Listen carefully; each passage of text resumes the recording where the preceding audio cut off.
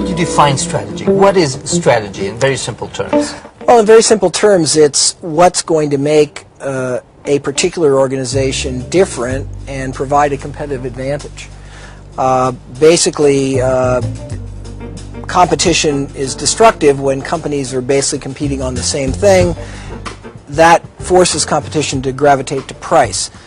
Strategy is finding a different way to compete to create a different sort of value for the customer, which allows a company to prosper, to achieve superior profitability. What is not strategy?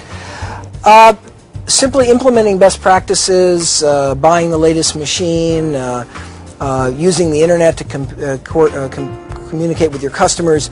There are lots of things that managers do that they have to do to actually keep making the company more productive and more efficient and to attain the kind of latest technology and knowledge about management.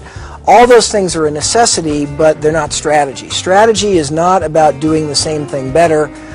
Strategy is about finding that different place for the organization to deliver value. But what makes it challenging is you have to do both of these things at the same time. You got to keep assimilating best practices, but at the same time having real clarity about what's going to make you different. You wrote a book 25 years ago that has remained at the top of the list of the strategy books. What were the key messages in that book? Well, I've written a number of books about strategy. I think my first really major book on strategy was a book called Competitive Advantage, and I think the really major message of that was really how to look at the industry in which you compete and how to think about what causes industry profitability and how, by understanding that, a company can improve its own position.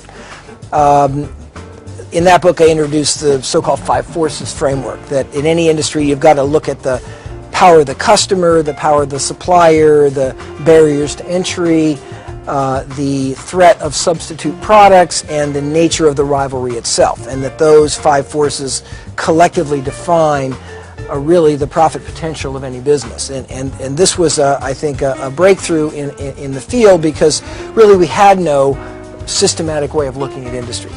The next book was a book called Competitive Advantage, in which I really talked about how to look at a company's own position and introduce the concept of the value chain. Any company, when it competes, is simply conducting a lot of activities, marketing activities, procurement activities, service activities, and so forth. And the value chain provided a framework for understanding how a particular company was competing versus its competitors, and therefore sharpening the distinctions in terms of its position. I think if I had to sort of highlight the major concepts that have made my work relatively enduring, it would be some of those ideas. Interesting. And after 30 years, what has changed? Is everything relevant, or have things evolved? Well, I've always focused not on the specifics of how a particular industry operates or a particular company competes. I've always been looking at really the deep fundamental underpinnings of competition. So, of course, industries are very different today than they were 30 years ago. We're much more global, there's different technology, things move at different speed, but actually the same 5 forces still determine profitability. It's still the power of the customer, the power of the supplier. So I think in some sense everything has changed.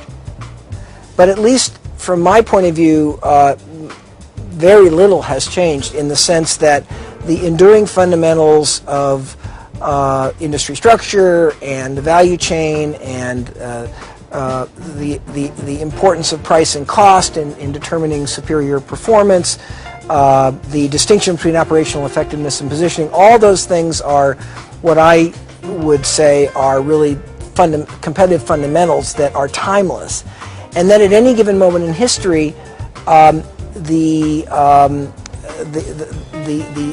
weights, if you will, or the specifics are constantly evolving.